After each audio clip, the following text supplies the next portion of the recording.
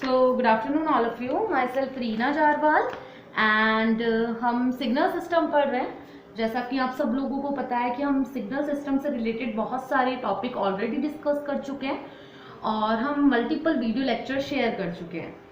आज हम बात करेंगे multi input and multi output relationships की। जैसे कि लास्ट टाइम हमने पढ़ा था स्टेट ट्रांजिशन मैट्रिक्स एंड उससे रिलेटेड कुछ न्यूमेरिकल केस है।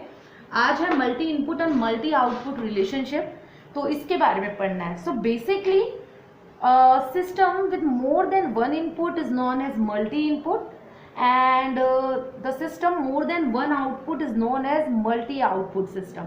So basically the system in which more than one input and more than one output are worked together, then it is known as multi input and multi output system.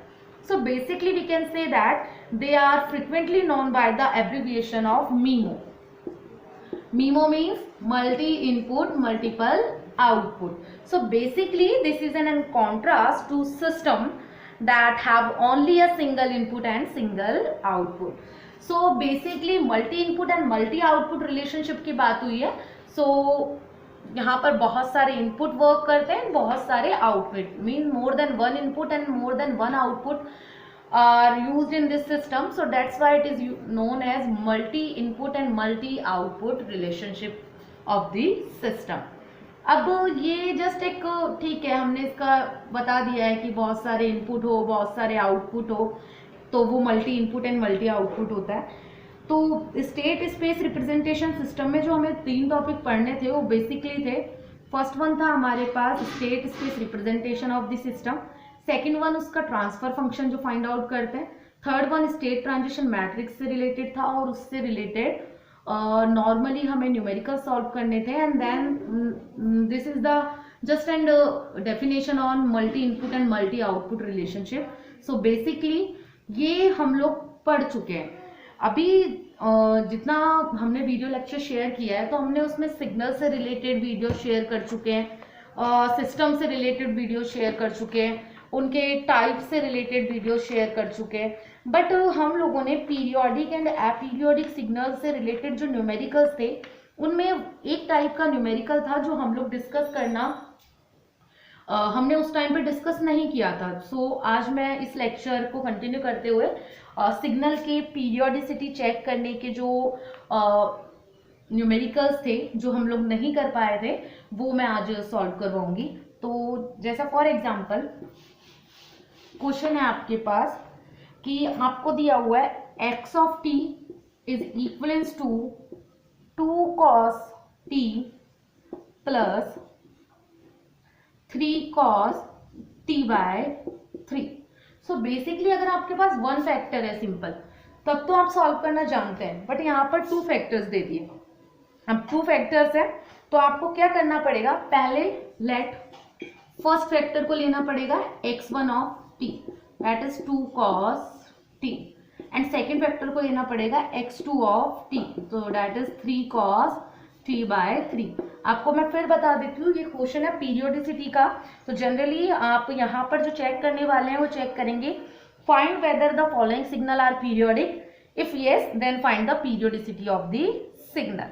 So basically यहाँ पर 2 हमारे पास generally factors दिए हुए थे, तो हमने एक को x1 ऑफ t फंक्शन मान लिया एंड दूसरे को x2 ऑफ t मान लिया। नाउ हम क्या करेंगे, कंपेयरिंग करेंगे the signal x1t and x2 of t with standard form of cos omega t।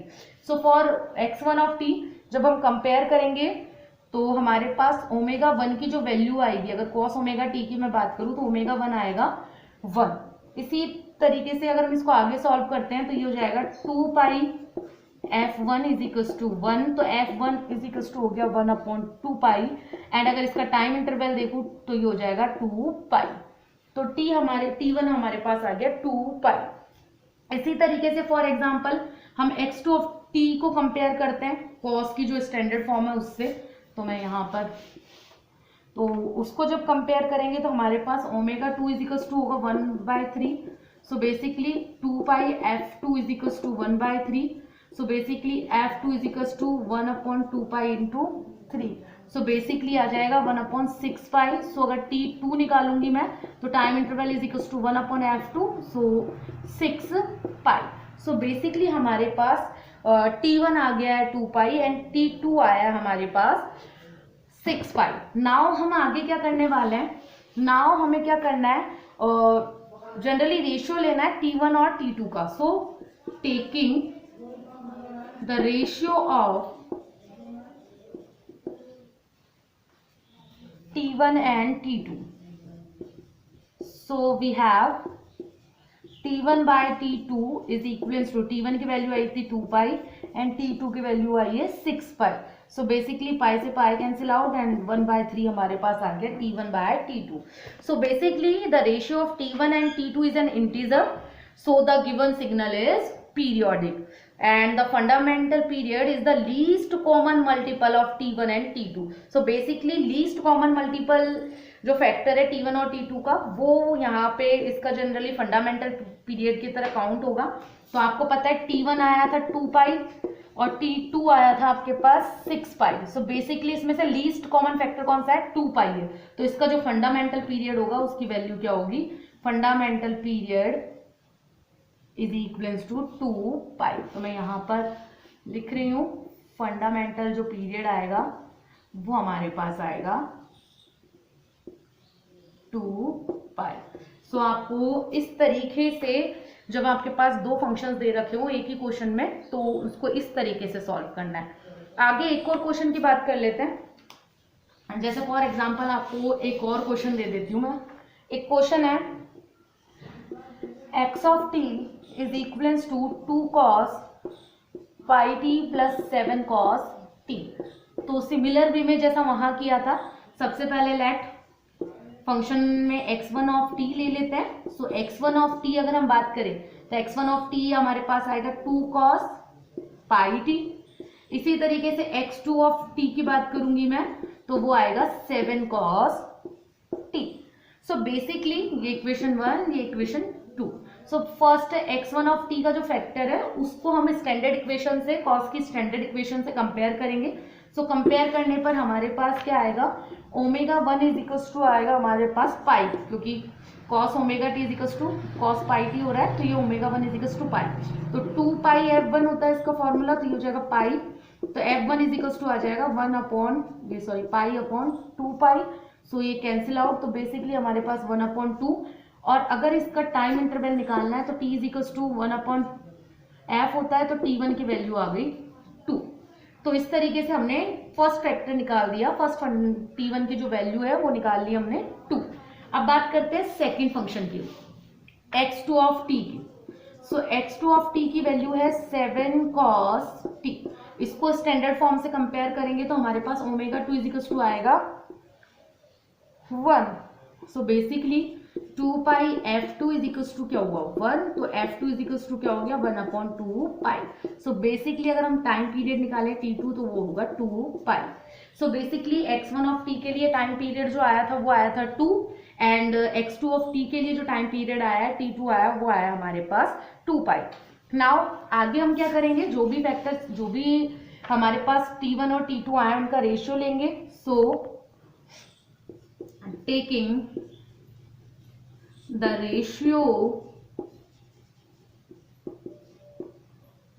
of T1 and T2। so basically T1 by T2 is equals to, T1 की value थी हमारे पास 2 and T2 की value थी 2 पाई। सो ये 2 से 2 cancel out, तो हमारे पास आया 1/पाई।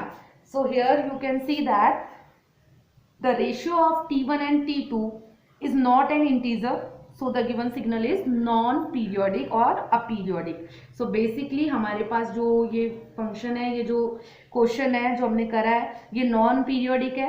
और क्वेश्चन में हमें ये दिया हुआ था कि अगर ये पीरियोडिक हो तो उसका फंडामेंटल पीरियड फाइंड आउट करना है। तो ये नॉन पीरियोडिक आ गया, मीन्स अपीरियोडिक आ गया। सो ये यहीं पर हमारा ये क्वेश्चन क्या हो जाएगा, कंप्लीट हो जाएगा। तो इस तरीके से आपको सिग्नल्स जो भी हैं उनकी पीरियोडिसिटी चेक करनी है और इजीली आप इन क्वेश्चंस को कर सकते हो, कोई टफ नहीं है ये क्वेश्चन। जैसे फॉर एग्जांपल हम एक और क्वेश्चन ले लेते हैं। जैसे क्वेश्चन ले लिया हमने एक और,